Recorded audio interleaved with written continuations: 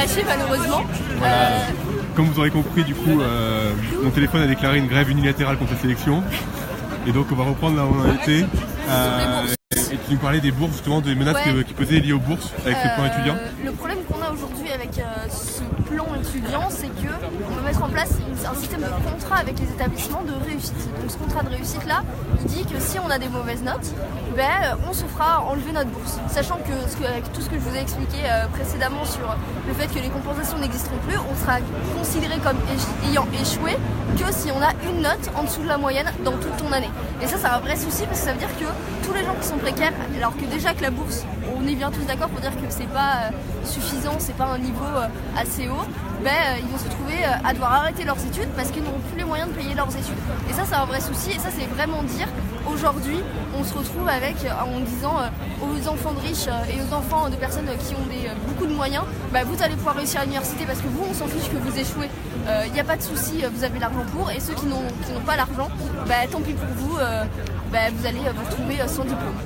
Je veux dire par là que échouer ou se réorienter ne sera plus permis, alors même que parfois on a 18 ans, 19 ans et on ne sait pas ce qu'on veut faire. On se retrouve avec ce truc-là, avec un truc qui dit ton premier choix à l'entrée de l'université, ça doit être que celui-là, et tu n'as pas le droit de changer. Alors qu'on sait très bien qu'en vrai, la majorité du temps, quand on va à l'entrée de l'université, il y a un vrai souci d'orientation qui est mise en place avant, et donc on ne sait pas vraiment ce qu'on veut faire. On n'est pas préparé à rentrer à l'université, on ne sait pas ce que c'est, et donc on se retrouve à se réorienter. Moi par exemple, je me suis réorientée, j'étais dans une étude franco-allemande, et là maintenant je suis en sciences politiques, et je pense que ce choix-là, c'est une bonne chose quand même qu'on ait pu me le permettre.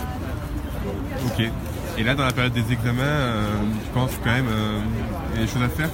Oui, il y a des choses à faire parce que si on laisse passer cette loi-là, nos droits pendant les examens, ils seront aussi tous remis en cause. Je vous ai parlé des rattrapages qui du coup ne seront plus obligatoires et donc beaucoup d'établissements s'en passeront. Mais c'est aussi toutes les règles avec les absences en cours d'examen, avec le fait les retards quand on arrive en cours d'examen et tout ce qui est le système de notation actuel, en fait il sera plus assuré et on va se retrouver avec des diplômes qui se vaudront plus en fonction de là où on est, mais qui ne se vaudront plus en fonction de là où on est et qui du coup si tu as été dans telle université, tu auras peut-être plus de chances de réussir ton diplôme que dans d'autres. Et ça on n'est pas d'accord à l'UNEF parce que c'est pas vrai que on devrait tous avoir accès à l'éducation et à un bon diplôme et à un diplôme de qualité.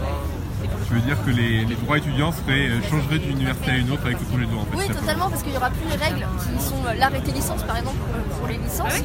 Cette règle-là, c'est cette loi-là qui a été gagnée par l'UNEF entre autres il y a quelques années, on l'aura plus parce que tout simplement on dira chaque université doit être flexible dans cette idée de flexibilité et donc ça va être compliqué après pour pouvoir nous faire valoir nos droits sur toute la France. Et si j'ai bien compris, cette loi-là du coup qui comprend la compensation entre les matières dont tu parlais tout à l'heure, les rattrapages et tout un tas de droits étudiants qui du coup seraient remis en cause. C'est ça. Mais du coup je te remercie Clémence et puis je pense qu'on va se mobiliser, c'est ça? Oui.